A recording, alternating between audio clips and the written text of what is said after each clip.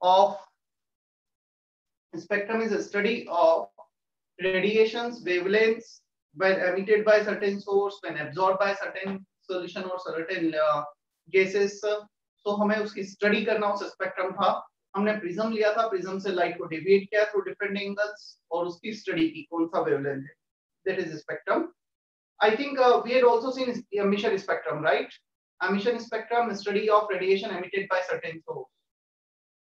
This can be divided in two parts. First part is continuous spectrum, जिसका example rainbow था. Second part is discontinuous line spectrum, जिसका example atomic spectrum था, जो मुझे explain करना है basically, right? Am I correct? Yes, sir.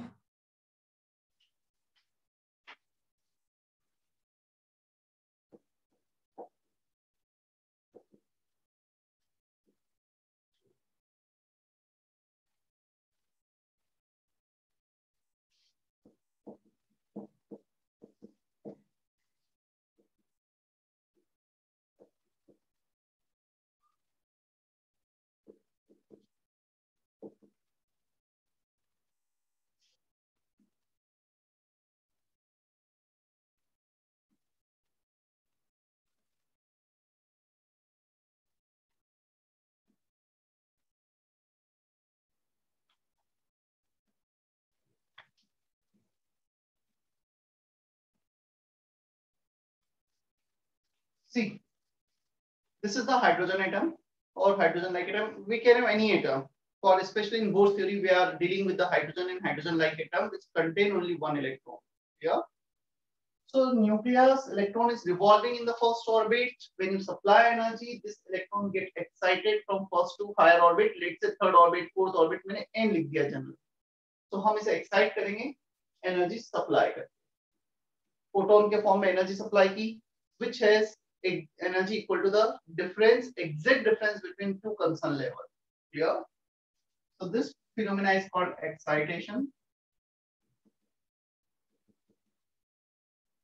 Electron आ गया nth ऑर्बिट में, ये फर्स्ट ऑर्बिट है. या अब definitely the lifetime of electron is very less in this excited state, in this higher energy state. जितना ज्यादा energy उतनी कम stability. So when electron is revolving in this higher state, it again jump back to the ground state by emitting energy, by emitting photons. पहले तो इसने photon absorb किया, now it will emit photon.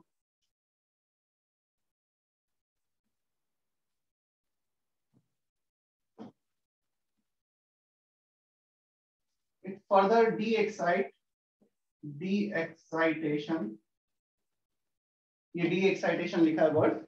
Clear? Excitation, de-excitation में electron वापस से ground state पे आ जाएगा by emitting certain photon, nu1, nu2, nu3 and so on. अब क्वेश्चन आता है, यहाँ पे एक फोटोन एब्जॉर्ब किया, यहाँ पे एक से ज्यादा फोटोन एमिट कर रहा है. Yes, it can emit more than one photon. Just for example, n is 3. So 1, 2, 3. If n is 3, electron excited from first to third orbit by absorbing this photon. Now this during the excitation it can jump back directly to 3 to 1. इसके corresponding let's say nu 1 हो गया. It may come from 3 to 2. हो सकता है वो 3 से 2 पर आए. तो इसके corresponding वो emit करेगा nu 2. It 2 to 1 it may emit nu 3 photon. Clear? So जब वो jump कर रहा है higher energy state से lower energy state पर, it has option to jump in the states. क्या ऐसा कुछ हमने लिखा है Bohr's theory के postulate में? During excitation, electron has to jump in one state, 1 to 2, 1 to 3, 1 to 4, 1 to 5, 1 to n. Clear? But during the excitation, it has to lose energy. तो उसे किसी का वेट नहीं करना है. वो डायरेक्ट भी आ सकता है, स्टेप्स में भी आ सकता है. जितने भी पॉसिबिलिटी होगी सबको फॉलो कर सकता है. या यदि वो इस दोनों पॉसिबिलिटी को फॉलो करेगा, हो सकता है कुछ हाइड्रोजन एटम ये एमिट करें, कुछ nu2, कुछ nu3. यहाँ पे ये रेडिएशंस एमिट हो रही हैं ड्यूरिंग द एक्साइटेशन. इनकी स्टडी करना. Clear? That is called emission spectrum and this is a type of line or discontinuous spectrum. अभी मुझे ये एक्सप्लेन करना बाकी है why they are counted in line or discontinuous spectrum. वो कंटिन्यूअस में क्यों काउंट नहीं हुए, या जिसमें भी काउंट हुए क्या रीजन है? Is that okay? Atomic spectrum, hydrogen spectrum क्या होगा? After excitation and de-excitation, this electron emits certain radiations. The spectrum of this radiations, the study of all this frequency and wavelengths which is emitted by this during de-excitation of electron is called atomic or hydrogen spectrum. Here diagram बना लो, मैं दिखा देता हूँ.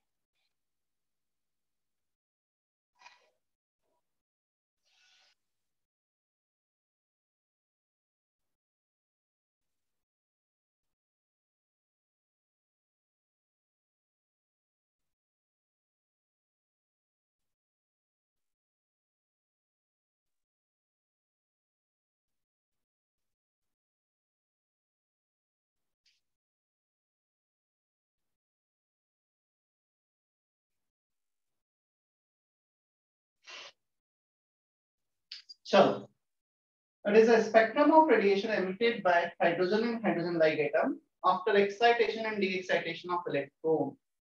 It is discontinuous or line spectrum. मुझे अभी ये explain करना बाकी है why any spectrum is called continuous spectrum and some spectrums are called line spectrum. Spectrum means हमें कुछ प्रिज्म से जो रेडिएशन पास हो रहे हैं we have to take them on screen. यदि हम विब्ग्योर की बात करें मतलब लाइट रेडिएशन सनलाइट का जो स्पेक्ट्रम होता है रेनबो उसकी बात करें वॉयलेट इंडिगो उसमें मर्ज हो जाएगा. There will be no sharp boundary. Clear? ऐसा कुछ मैंने एक्सप्लेन किया था. So when there is a no sharp boundary between two consecutive line और colour on the screen during spectrum process we call it continuous. If we have particular line first line second line there is a sharp boundary between them. हम उन्हें easily differentiate कर पा रहे हैं. sharp boundary है तो ये होगा discontinuous or line spectrum. Yeah, so this is continuous spectrum, this one is discontinuous spectrum. अब ये continuous discontinuous spectrum होता क्या है, क्यों होगा? Angle of deviation is directly proportional to frequency or inversely proportional to wavelength. This is angle of deviation. If there is a large difference in the angle of deviation of two color, दो wavelength के बीच में यदि angle of deviation में large difference है तो sharp boundary आएगी. यहाँ पर उनके बीच में large difference नहीं है तो sharp boundary नहीं मिल रही है. So when we get sharp boundary between two different color wavelength frequency, if the frequency are very close to each other, then the angle of deviation will be very close to each other and this kind of radiation will give continuous spectrum. If there is a large difference in the frequency, then there will be large difference in angle of deviation and we get sharp boundary between them. तो यहाँ से हमें ये तो समझ में आता है एंगल ऑफ डेविएशन में डिफरेंस ज्यादा, फ्रीक्वेंसी में डिफरेंस ज्यादा, मतलब एंगल ऑफ डेविएशन में फ्रीक्वेंसी ज्यादा. दो वेवलेंथ बहुत क्लोज है एक दूसरे के, तो 1 by lambda उन दोनों का ऑलमोस्ट सिमिलर होगा तो थीटा सिमिलर होगा. तो वेवलेंथ में डिफरेंस ज्यादा होगा तो फ्रीक्वेंसी में डिफरेंस ज्यादा होगा, फ्रीक्वेंसी में डिफरेंस ज्यादा होगा तो एंगल ऑफ डेविएशन में डिफरेंस ज्यादा होगा. So there should be a large difference in the angle of deviation which can cause by large difference in frequency or large difference in wavelength. If wavelengths are close to each other, their angle of deviation will be close to each other. If I am saying this phenomena, this atomic spectrum is a line spectrum, is a discontinuous spectrum, means there should be large difference in the energy or wavelength. Clear? चलो इसका energy देखते हैं 103 का. तो 103 का energy difference होता है new one के लिए एनर्जी होगी वो होगी 13.6 z square 1.51 12.09 z square electron volt. New two के लिए एनर्जी होगा 3.4 1.51 1.89 z स्क्वायर. न्यू 3 के लिए होगा 10.4 z स्क्वायर इलेक्ट्रॉन वोल्ट. सो एक है 10.4 दूसरा है 1.89 5 टाइम्स से भी ज्यादा का डिफरेंस. 10.4 12.09 ऑलमोस्ट 20% का डिफरेंस. मतलब 20% का डिफरेंस यदि एक एंगल जस्ट एग्जांपल एक एंगल 50 डिग्री है तो दूसरा एंगल 60 डिग्री हो तो there is a large difference in angle. 50 का 51 52 53 ऐसा नहीं आया है तो समझ में आता है why this atomic spectrum will be a line spectrum discontinuous spectrum. Because the energy difference between two concern level, between two consecutive level or any two level is huge. At least 20% का difference आ जाता है. Yeah, 10, 20, 30% का difference आता है. They are not close to each other. क्या इतना हमें समझ में आता है? Yes, sir. चलो ठीक है, ये explanation के लिए था. If you want, you can write this discontinuous or line spectrum because there is a large difference in frequency or wavelength during de-excitation. There is a large difference in frequency or wavelength during de-excitation.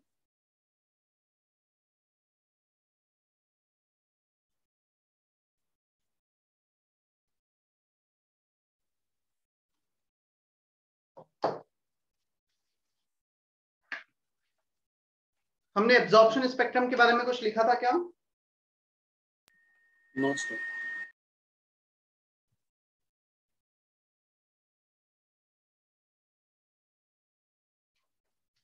Emission spectrum लिख लिया था हमने, right? Yes sir.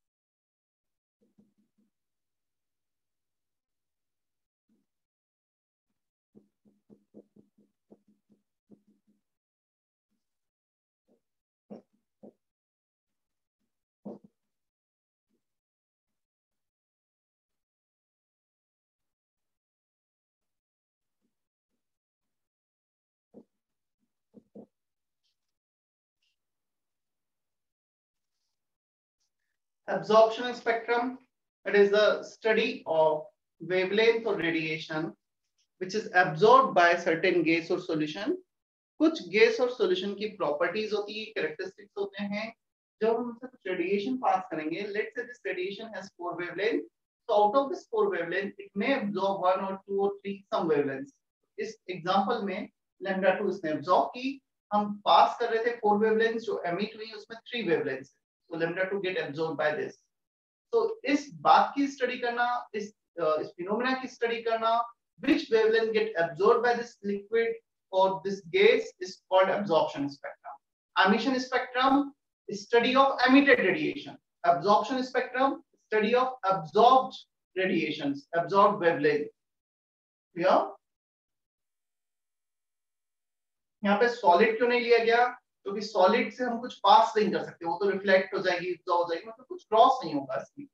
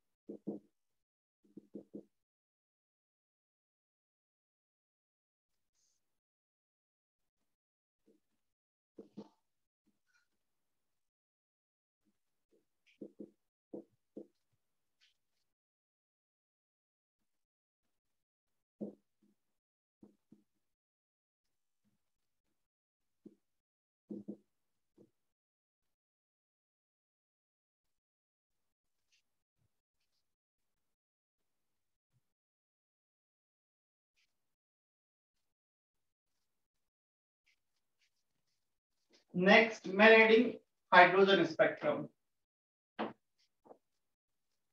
Basically हमें hydrogen spectrum detail में देखना था, इसलिए मुझे वो सब कुछ स्पेक्ट्रम डिफाइन करने की रिक्वायरमेंट आई.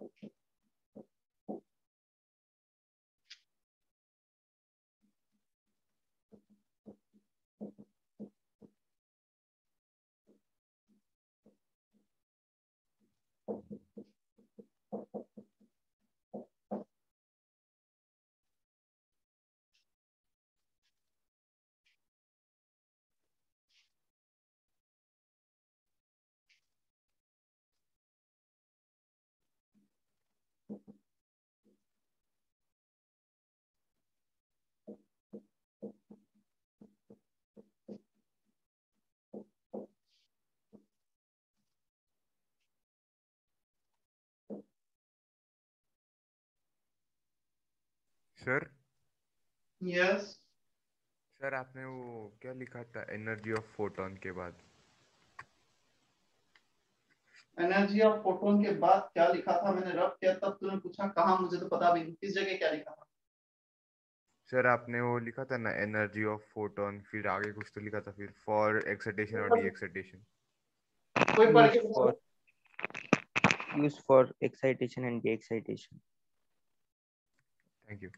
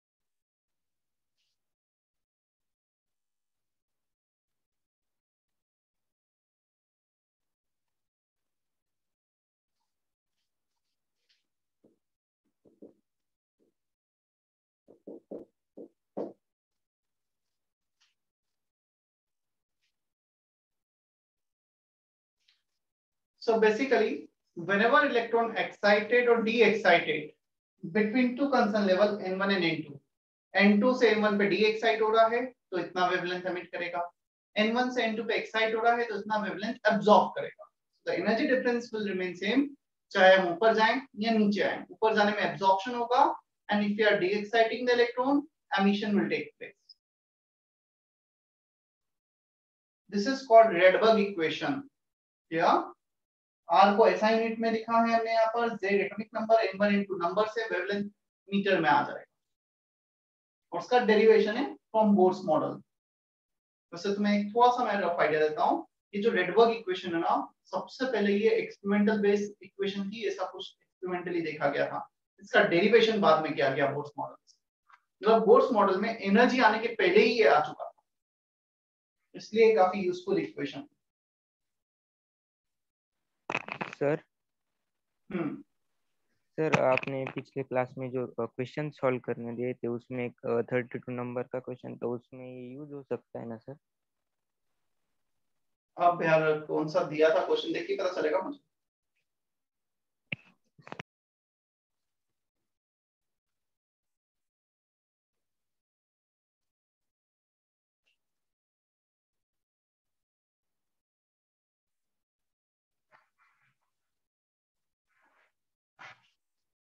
मुझे बताओ टोटल कितने वेवलेंथ। चलो उसके पहले मैं एक फॉर्मूला लिखाता हूँ फिर उस पर आते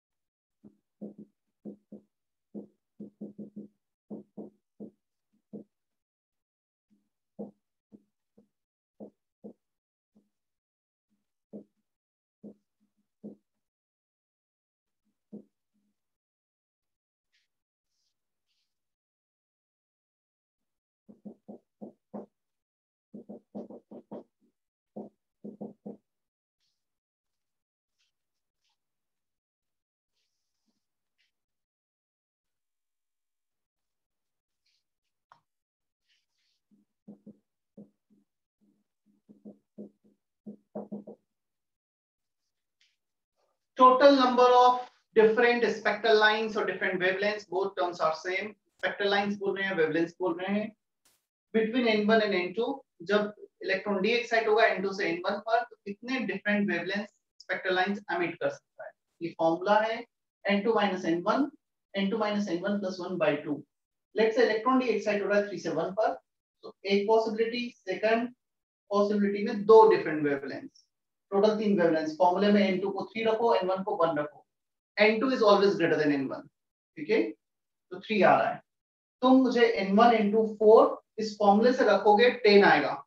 तुम्हें डायग्राम से, जैसे मैंने डायग्राम बनाया ना, इस डायग्राम से शो करना है कौन कौन से 10 वेवलेंथ फ्रीक्वेंसी, इसे बस नंबरिंग करनी होगी। Question clear? You have to draw this diagram between first and fourth orbit and show different lines wavelengths in this diagram।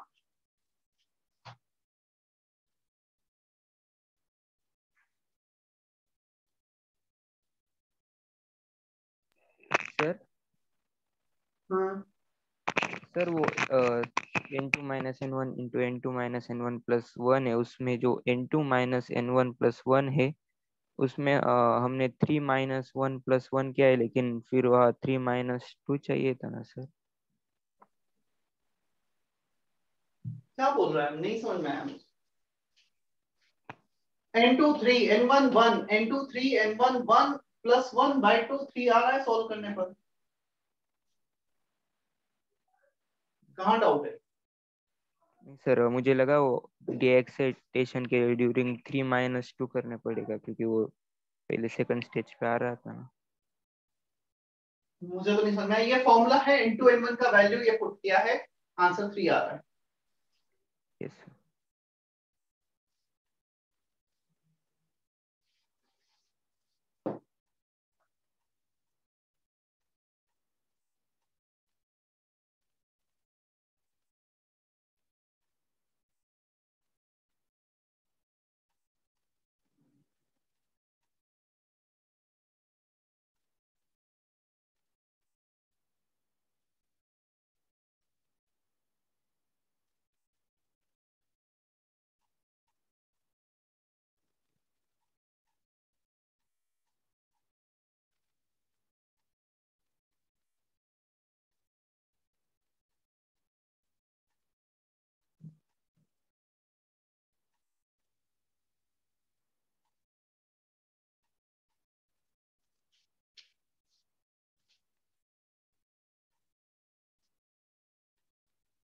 चलो आ रहा है सभी का इसमें आंसर N1 1 N2 4 कितना आएगा 4 minus 1 3 3 4 are 12 6 आ रहा है यस सर। Yes sir. मतलब ड्रॉ करके 6 आ रहा है ना फर्स्ट पॉसिबिलिटी 3 2 2 2 2 1 4 2 2 2 2 1 4 2 3 3 2 1 ये चार पॉसिबल पाथ होंगे 4 2 1 डायरेक्टली 4 2 3 3 2 2 2 2 1 4 2 2 2 2 1 4 2 3 3 2 1 चेक कर सकते हो स्टार के अलावा और दूसरी पॉसिबिलिटी नहीं आ रही है first wavelength second third fourth fifth and sixth इसे क्यों नहीं काउंट किया क्योंकि ये वाला वेवलेंथ तो यही है ना 4 और ये दोनों आइडेंटिकल है this one and this one is identical हमें तो डिफरेंट वेवलेंथ चाहिए जो आइडेंटिकल है उसे दो बार तो काउंट करेंगे नहीं 4 2 3 काउंट कर चुके हैं clear so in four possible paths we can have 6 spectral lines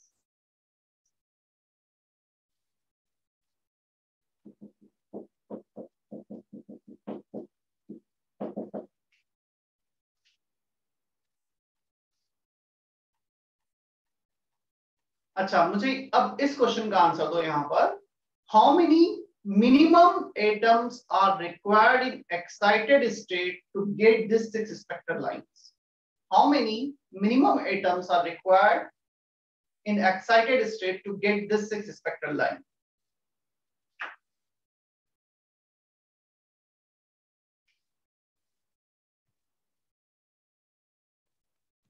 question समझ में आया ये जो 6 डिफरेंट स्पेक्ट्रल लाइंस हमें मिल रही हैं इसके लिए मिनिमम एटम कितने रिक्वायर्ड है एक्साइटेड स्टेट में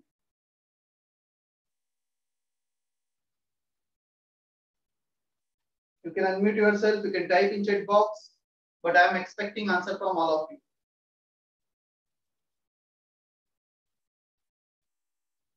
sir 4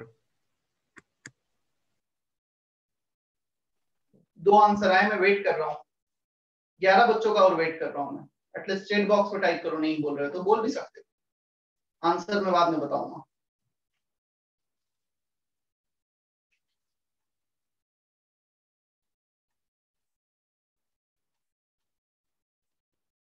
how many minimum atoms in excited states are required to get this 6 spectral lines ये 6 स्पेक्ट्रल लाइंस के लिए मिनिमम कितने एटम एक्साइटेड स्टेट में रिक्वायर्ड है क्योंकि वो जब डी एक्साइट होंगे तभी तो स्पेक्ट्रल लाइंस मिलेंगी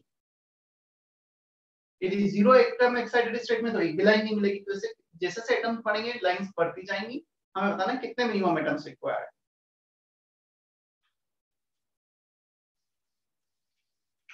अभिषेक कितने रिक्वायर्ड है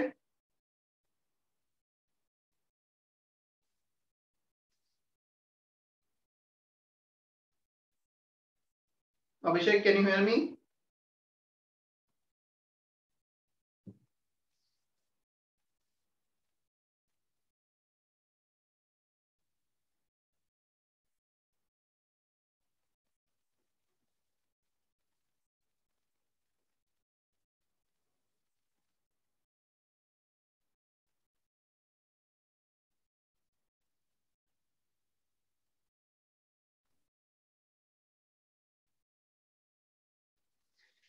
Abhishek Gupta, can you hear me? तुम्हारा चैट बॉक्स में आंसर भी नहीं आया।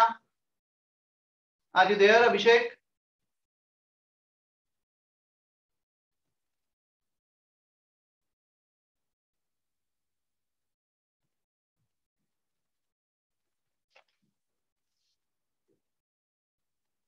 चलो, answer is 4. Minimum 4 atoms are required to have such kind of 6 spectral line. One atom will follow first path. Basically, we have 4 path. मैं एक position से let's I am going from Nasik to Mumbai, clear? And total Nasik to Mumbai we have 4 path.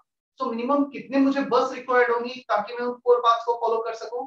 4 buses are required. So first atom has to follow this path. Second electron of the second atom can follow this path. Clear? Third atom can follow this path and the fourth atom can follow this path.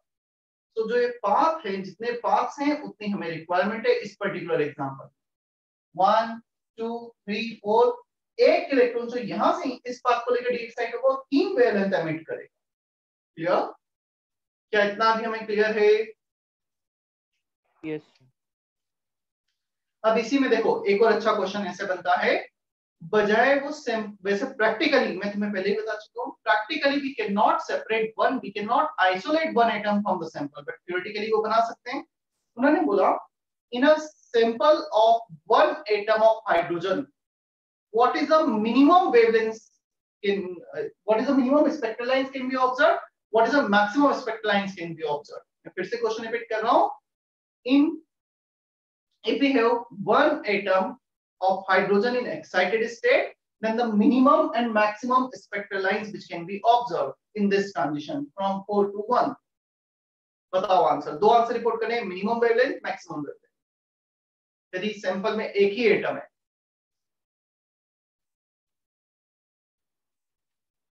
क्या होगा आगे answer? यदि एक ही single atom है तो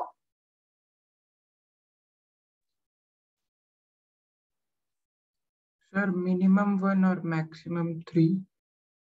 minimum 1 and maximum 3। Minimum इस path को follow कर लिया किसी उस एटम ने तो मिनिमम 1, मैक्सिमम इस पाथ को फॉलो करेगा तो मैक्सिमम 3 आ। तो ये ऐसे वेरिएशन बन सकता है ना, तो उसके लिए हमें एनर्जी डायग्राम में ड्रॉ करके ही समझना होगा किस टाइप से क्वेश्चन पूछा गया है। सर यस सर जो आपने क्वेश्चन पूछा तो एक बार एक्सप्लेन कर दीजिए ना प्लीज। कौन सा क्वेश्चन? जो आपने हाइड्रोजन एटम का पूछा था। Minimum maximum. Yes sir. If only one atom is there that can follow this path, minimum एक स्पेक्ट्रल लाइन मिल गई, और यदि उसने इस पाथ को फॉलो किया तो मैक्सिमम 3 स्पेक्ट्रल लाइन मिल गई। इस पाथ में मैक्सिमम स्पेक्ट्रल लाइन है, इस पाथ में मिनिमम स्पेक्ट्रल लाइन। यहाँ पे 1, यहाँ पे 3, यहाँ पे 2, यहाँ पे 2। यस तो सर। यदि एक सिंगल एटम है तो किसी एक पाथ को फॉलो करेगा, उस केस में मिनिमम कितनी पॉसिबिलिटी आएंगी? 1, मैक्सिमम कितनी पॉसिबिलिटी आएंगी? 3। Yes sir, thank you sir. Now the question is, in hydrogen spectrum at overall, how many maximum spectral lines can be observed? In hydrogen spectrum at all, how many maximum spectral lines can be observed? Anyone? कितना maximum spectral lines हमें observe किया जा सकता है hydrogen spectrum? There is no boundation on the excited state. कितना होगा Archit?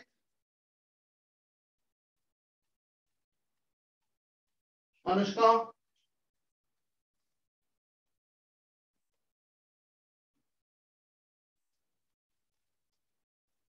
Anyone with answer infinity? Yes sir. Answer will be infinity, क्योंकि हमारे पास तो इनफाइनाइट एनर्जी स्टेट है ना थ्योरेटिकली। 1 2 3 4 5 इंफिनिटी से इंफिनिटी -1 -2 -3 से 1 तक आ जाते हैं, इनफाइनाइट लाइंस हो सकती हैं।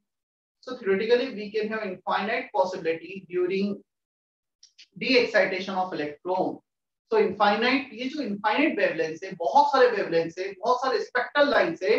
अब हम क्या कर रहे हैं, इनकी ग्रुपिंग कर रहे हैं, कुछ ग्रुप्स में इनको डिवाइड कर देते हैं, और इन ग्रुप्स में जब हम इन्हें डिवाइड करेंगे तो थोड़ा सा एनर्जी क्राइटेरिया ले लेते हैं। चलो यहाँ से यहाँ तक का एनर्जी है, ज्यादा एनर्जी तो इस ग्रुप में, नेक्स्ट पॉसिबल एनर्जी इस ग्रुप में, तो ऐसा कुछ हम क्राइटेरिया ले लेते हैं। Clear? So all the spectral lines are divided in 6 groups, n equal to 1, n equal to 2,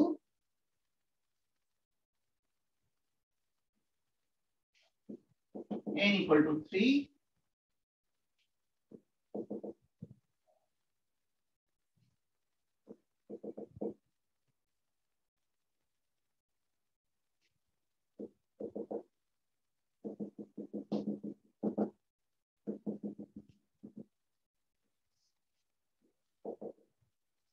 तुम देखोगे यहाँ पे मैंने थोड़ा सा ऐसा कुछ वेरिएशन किया है। एनर्जी डिफरेंस इज मोर, धीरे धीरे जैसे हम ऊपर जा रहे हैं एनर्जी डिफरेंस डिक्रीज होते जा रहा है। क्या? Now see, whenever electron de-excite from any higher level to first orbit, उन सारे वेवलेंथ्स को एक ग्रुप में रखा जाएगा और उस ग्रुप को हमने कह दिया Lyman series. when electron de-excited from any higher state to lower orbit, first orbit. So all this wavelength we can put in a group. That series is called Lyman series. Clear? Again, name scientist का name है, उन्होंने discovery की थी, उसके name से रखा गया है. अब आते हैं हम दूसरे पर. जब भी इलेक्ट्रॉन किसी हायर एनर्जी स्टेट से सेकंड पे डी एक्साइट होगा, तो इन सारे वेवलेंथ्स को सेकंड ग्रुप में रखा गया और इन्हें कहा गया Balmer series. So Lyman series, Balmer series, when de-excitation takes place from any higher orbit to second orbit. Similarly, third orbit पे होगा Paschen, Brackett, Tiefenbach, Humphrey, ऐसे कुछ नेम दिए गए अलग-अलग series. So electron when de-excited from any higher orbit to first orbit, इनका energy सबसे ज्यादा होता है. क्यों सबसे ज्यादा होता है? मिनिमम एनर्जी इसका 10.2 इलेक्ट्रॉन वोल्ट है, हाइड्रोजन है. क्लियर? 10.2 है और मैक्सिमम 13.6 है. इसका मिनिमम एनर्जी होगा 1.89 और मैक्सिमम होगा 3.4. सो मैक्सिमम 3.4 पे जा रहे हैं, इसमें minimum 10.2. So there is a large difference in energy. तो हमने एक रेंज रख लिया एनर्जी का, जिसमें कुछ फिक्स कर दिया. चलो ये एनर्जी लेवल है तो हम उसको यहां तक फिक्स कर देते हैं. क्लियर? Is that okay? अब इसमें हमें एग्जैक्टली क्या पता होना चाहिए. Screen is okay? मुझे ऐसा लग रहा है कुछ फ्लक्चुएशन हो रहा है. ऐसा कुछ है क्या? सब दिख रहा है, नहीं दिख रहा है? दिख रहा है सर. दिख रहा है. ज्यादा प्रॉब्लम आए, नहीं दिखे तो बता देना. अब इसमें क्वेश्चन कैसे फ्रेम होते हैं. तुम्हें basically n1 n2 find out करना होता है for various kind of series. अब तुम्हें बोला गया first line of Lyman series. बता सकते हो first line of Lyman series के लिए n1 n2 क्या प्रेडिक्ट कर सकते हैं? First line of Lyman series, this will be the first line. n1 का वैल्यू कितना होगा इसमें फर्स्ट लाइन में? 1 n2 का value 2. So this is first line of Lyman series. Clear? अब मुझे बताओ, ये फर्स्ट लाइन हो गया, तो सेकंड लाइन कौन सा होगा? सेकंड लाइन के लिए n1 n2. Second line of Lyman series, n1 second line. Which one will be the last line? infinity to 1. इस फर्स्ट लाइन और लास्ट लाइन जो दो एक्सट्रीम केस है, किसका मिनिमम एनर्जी और किसका मैक्सिमम एनर्जी है? First maximum. First minimum energy.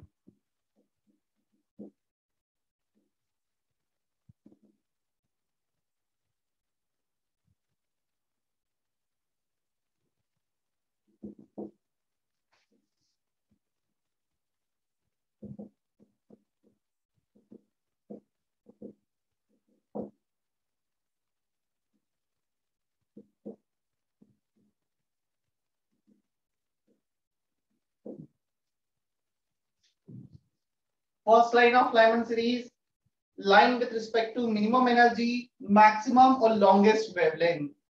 Last line of Lyman series, maximum energy, which is also called series limit, minimum or shortest wavelength. If energy is maximum, wavelength will be minimum.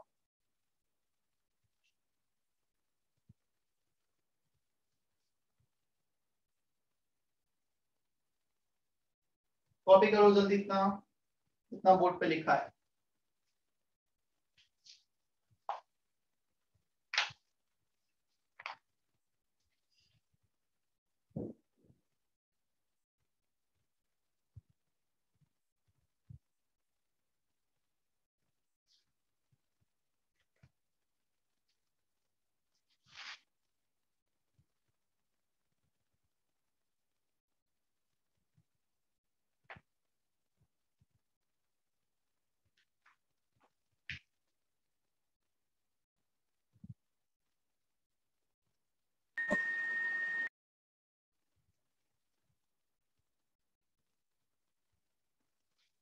हाँ, कुछ बोलना है question?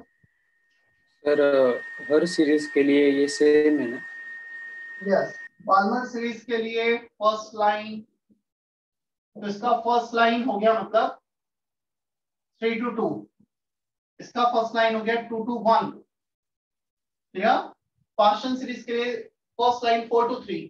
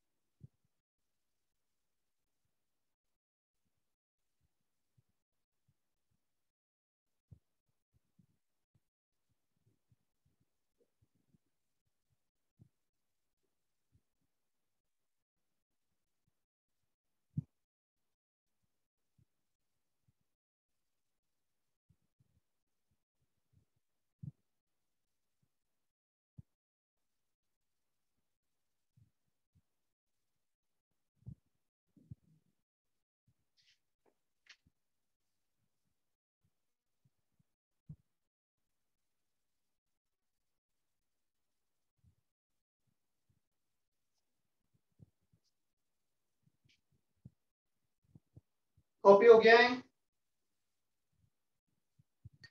Yes sir.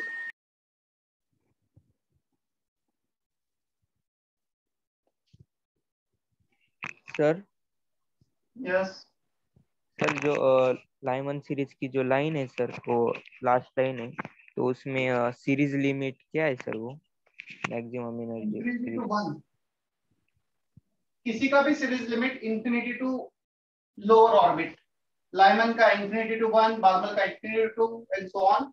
मैं उसको table बना के देखता हूँ। Yes sir, thank you sir. Name of series,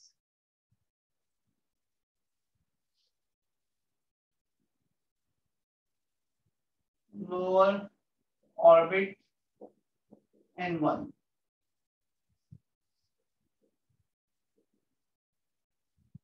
higher orbit और एनर्जी लेवल N2।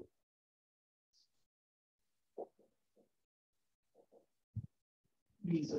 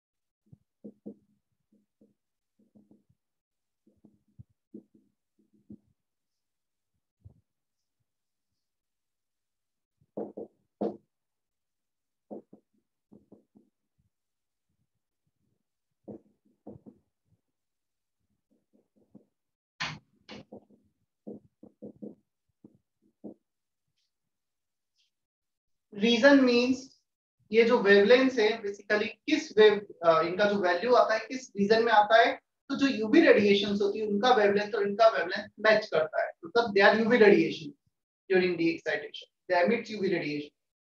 और इसमें बाल्मर में विजिबल, कुछ पार्ट विजिबल में, कुछ पार्ट इंफ्रारेड में, और ये वाला पार्ट फिर इंफ्रारेड में। काफी बार क्वेश्चन ये भी पूछा जा सकता है find the second wavelength of visible region. Second wavelength, second line मतलब 4 to 2, विजिबल से हमें ये पता लगना चाहिए।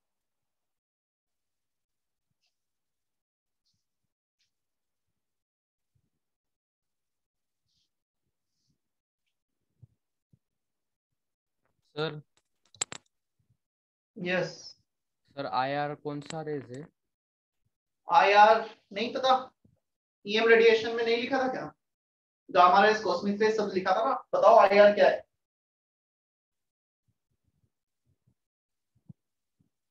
इंफ्रारेड। इंफ्रारेड, जो बेसिकली हीट रेडिएशन होती है, सन में मैक्सिमम पार्ट इसका होता है।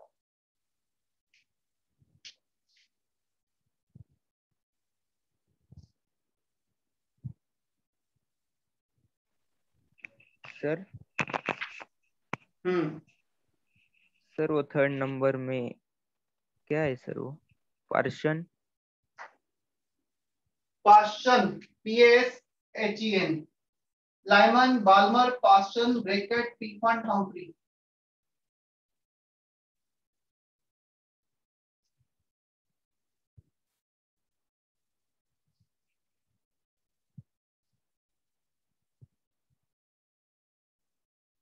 अभिषेक, अभिषेक के नहीं है, पता ही नहीं चल रहा है, सो गया। यश, समीक्षा, यस सर। जाग रहे हैं। और किसकी आवाज नहीं है? ईशा, ईशा की तो आवाज ही बहुत कम आती है। Isha, yes sir. जाग रही हो ना, सुन रही हो? Yes sir. ठीक,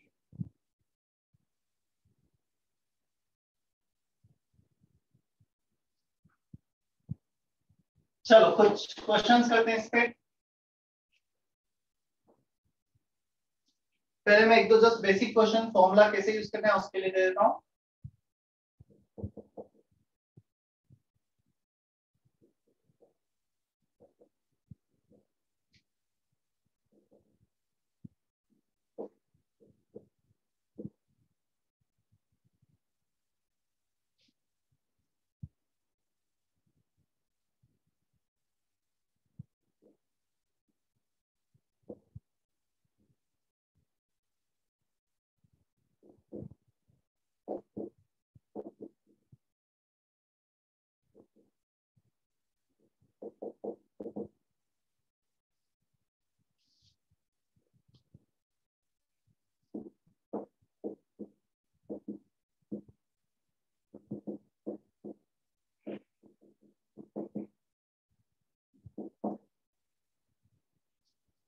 you can report answer in terms of R, Rydberg constant, उस टर्म्स में भी आंसर रिपोर्ट कर सकते हो।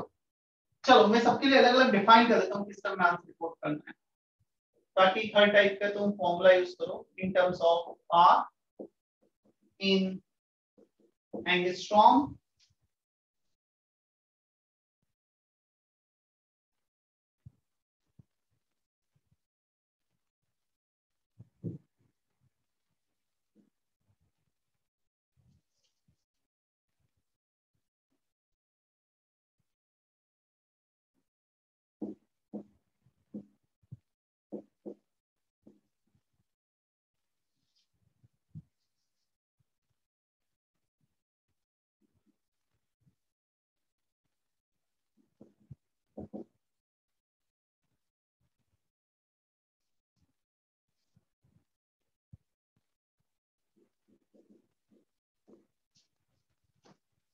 यहाँ पर Li2 प्लस दिया है, यहाँ पर कुछ भी नहीं दिया है, you have to assume hydrogen if nothing is given.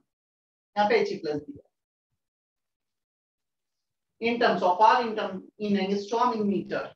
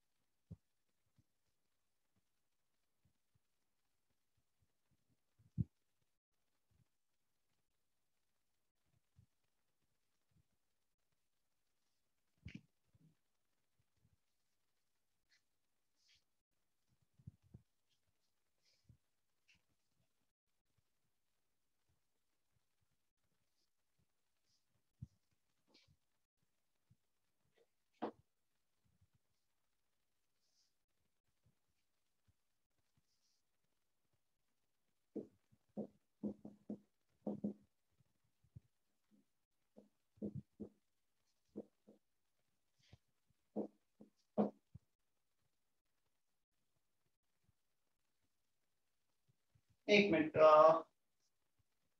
Second longest line minimum energy, ठीक है, second longest 5।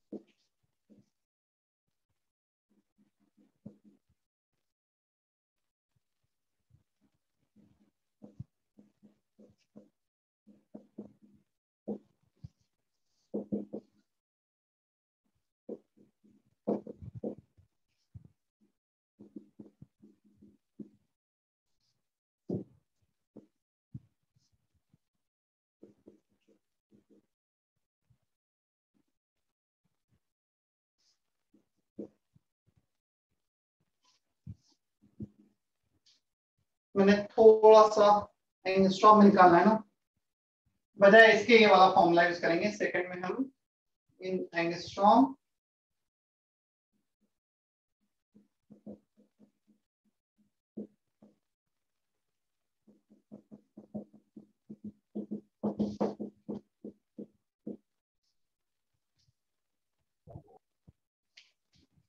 series limit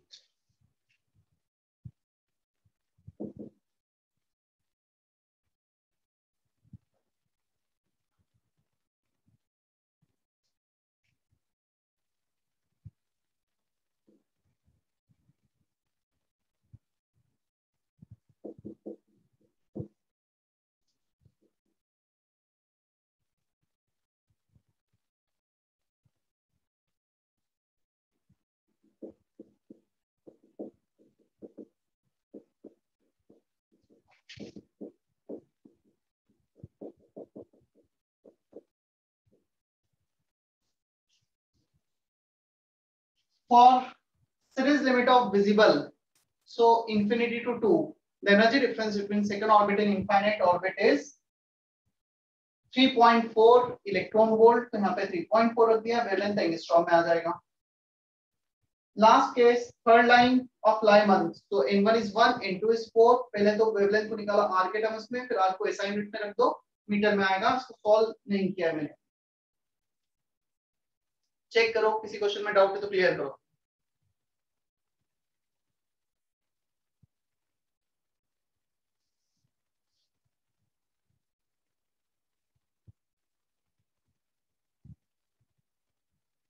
sir yes sir कोई भी लाइन के सेकंड लॉन्गेस्ट लाइन का n इंफिनिटी -1 होगा ना? किस पार्ट में, ABC बताओ। सर ए में सेकंड लॉन्गेस्ट, लॉन्गेस्ट वेवलेंथ मतलब फर्स्ट लाइन, सेकंड लॉन्गेस्ट मतलब second line. Okay sir. Longest wavelength minimum energy होगी first line, second longest second minimum energy. 4 to 3 होता तो longest, 5 to 3 second longest.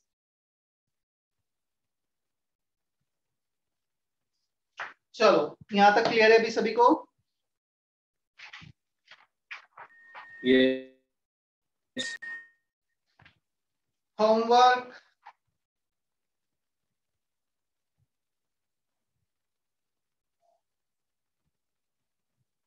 up to section D, exercise 1।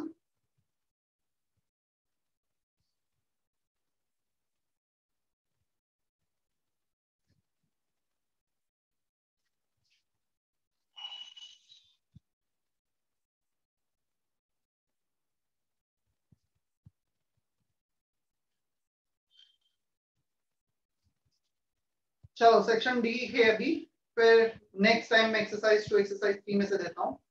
अभी इस week में हमारा lecture है नहीं है, आज क्या फ्राइडे हो गया ना, कल का ही डे बचा है। कल लेक्चर है या नहीं है? No sir. ठीक है, एक्सरसाइज 1 सेक्शन डी होमवर्क में है, और कुछ होमवर्क रहेगा तो मैं ग्रुप पे पोस्ट करता हूँ फिर इसके बाद। एक्सरसाइज 2 एक्सरसाइज, और टेस्ट है तुम्हारा 10 बजे से, राइट?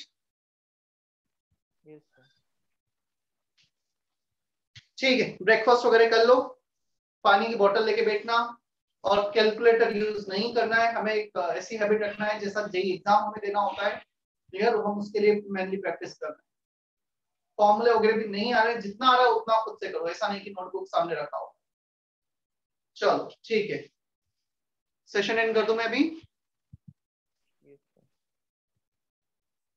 Thank you sir.